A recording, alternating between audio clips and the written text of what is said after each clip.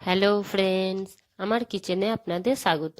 আজকে আমি এই ভিডিওটাতে বাড়িতে কিভাবে ভেজ মোমো বানাবেন সেই রেসিপি আপনাদের সাথে শেয়ার করব। তবে দেরি না করে চলুন ভিডিওটা শুরু করি। এখানে আমি 250 ময়দা নিয়ে নিয়েছি, একটু লবণ দিয়ে দিলাম, একটু তেল দিয়ে ভালো করে আগে এগুলোকে আমি মিশিয়ে নেব। এমন মিশাতে হবে যেন এইরকম ডেলা পেকে যায়। এবার আমি অল্প অল্প করে পানি দিয়ে আটাটাকে একটু ভালো করে মেখে নেব। আটা মাখা হয়ে গেছে দেখুন। এবার ঢাকা দিয়ে এটা আমি 10 থেকে 15 মিনিটের জন্য সাইডে রেখে দেবো। থেকে আগে চাটনি বানিয়ে নিতে হবে আমাদের। তার জন্য আমি এখানে নিয়েছি 4টে টমেটো আর কিছু লঙ্কা, মধ্যিখান থেকে চিড়ে আমি দানাগুলো বার করে নিয়েছি।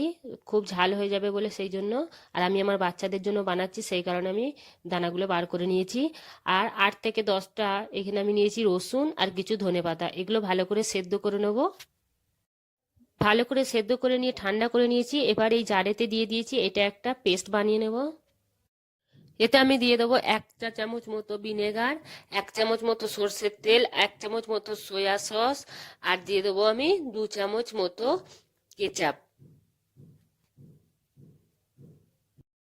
এতে এবার আমি দিয়ে দেবো স্বাদ অনুযায়ী একটু লবণ দিয়ে দেবো।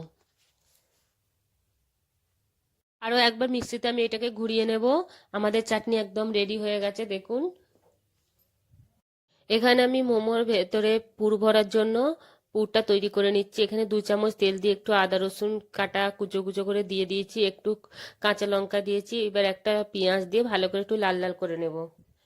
এখানে কেটে রাখা কিছু সবজি যেমন গাজর আছে, আর আমি বাঁধাকপি নিয়েছি। আপনারা আপনাদের মন পছন্দ সবজি নিতে পারেন। এই দুটোকে এবার ভালো করে আমি মিক্স করে নেব। আমি একটু ঢেলে দেবো সয়া সস আর একটু স্বাদ অনুযায়ী লবণ দিয়ে দিয়ে এগুলোকে একদম নরম করে নেব। 70% মতো হয়ে যাবে সেরকম আমি নামিয়ে নেব। আর একটু ভিনেগারও এতে অ্যাড করে দিলাম।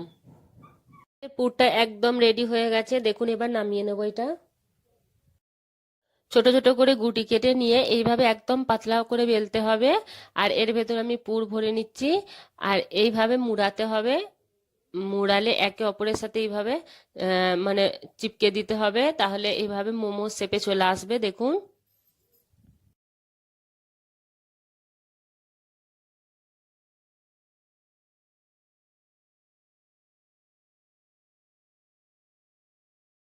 এখানে আমি একটা হাঁড়িতে পানি নিয়ে নিয়েছি, তার উপরে একটা মানে ফুটো ফুটো একটা থালা পাওয়া যায়, সেই থালা রেখে দিয়ে তার উপরে কিছু আমি বাঁধাকপির পাতা দিয়ে দিয়েছি, তাহলে এগুলো চিপকাবে না, নিচে ধরে যাবে না সেই কারণে।